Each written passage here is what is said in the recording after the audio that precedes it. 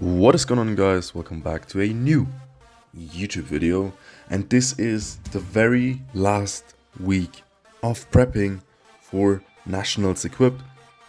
And we started out on Tuesday with deadlifts. It would be the last heavy deadlifts. In the previous weeks I did double with 270 and a triple with 250, and prior to that obviously there was the last competition where I pulled 305.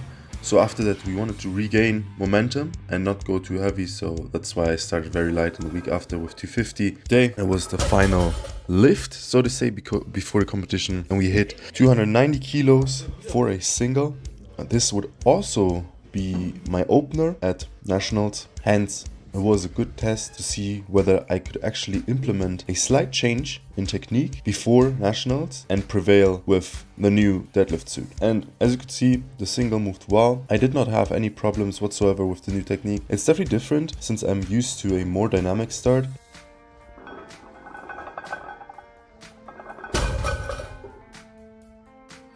But really tightening up and creating the tension of the starting position also felt very nice. So yeah, I guess it worked out well. And deadlift wise, I felt very confident that there would be a lot in the tank on that day, especially feeling very, extremely tight, almost to the point where the pressure is too much in the bottom, at least with the suit. Would be a great feat, of course, to deadlift over 700 pounds.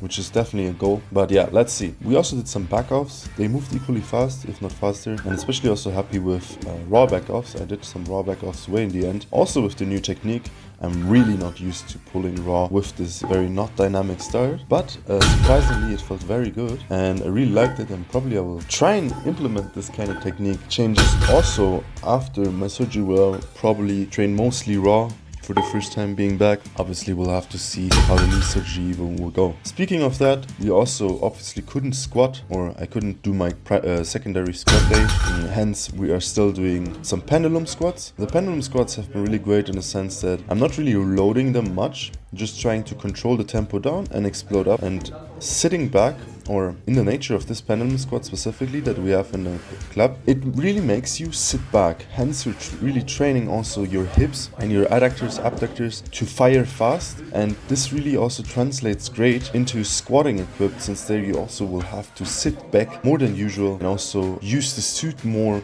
in your hip area and with your glutes. In order to train these glutes, staggered stance RDLs, the chosen exercise for me in this season of prepping for meets training, unilaterally has really helped me uncover weaknesses within each leg and therefore also tackle them by working on them. Same as I do for my quads, where I do Bulgarians as my favorite or go-to quad dominant accessory.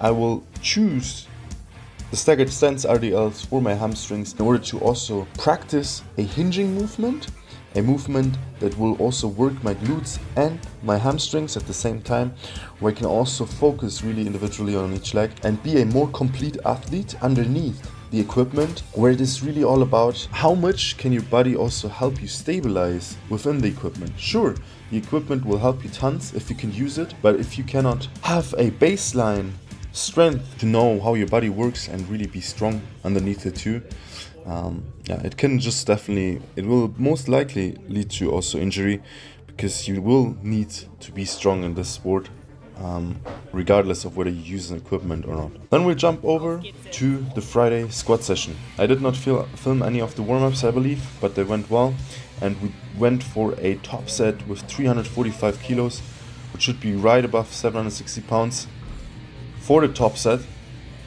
And as you can see, it was quite a bit of work, but we still got it up, and in my opinion it was also to depth. And that is really the first squat, or the first time I properly hit depth in this new suit. And it was a great feeling to still know that even though we went slightly, or I had to slightly go off of the usual technique, the strength was still there to push it up. I have to say though, I'm interested to see how the depth will be judged in the competition, because usually it is way harder to hit depth with equipment. Saying that, it will also be interesting to see how the depth will be coming competition day. I am pretty confident that if I have to, I would be able to do this kind of, I'll call it raw equip technique, but I would rather not have to do that because there's so much more potential. If I properly push out my knees and sit back, there's so much more steam underneath it, and I would be able to move so much more weight. Then we jump to board presses, and as you guys know, I do board presses because I cannot really bench with a shirt due to some elbow inflammations on both elbows. And in the warm-up or work-up, whatever you want to call it, I actually failed 190 once, but then did it again. It was just a slight technique error there. And then the same thing happened with 200. Very unfortunate, because in my opinion the 190 moved well, the 200 didn't move off the chest at all, which was a bit sad because I did press 200, exactly 200 before the last competition, and there the benching went great. So I hope that the benching will not be affected too much, because it seems like my overall strength, my raw strength on bench had been going down due to injuries in the shoulder, in the elbows in the last few weeks. And that is really not good, because as I said before, you really want to be, or you really want to have a foundation of strength underneath the equipment. Regardless of whether you squat, bench or deadlift, there has to be strength underneath it. Hence it will be interesting to see whether this will have any negative impacts on my bench. That being said guys, I just did a couple of backoffs and that was it. So once again, really appreciate you watching. And as always, wish you all the love, all the power.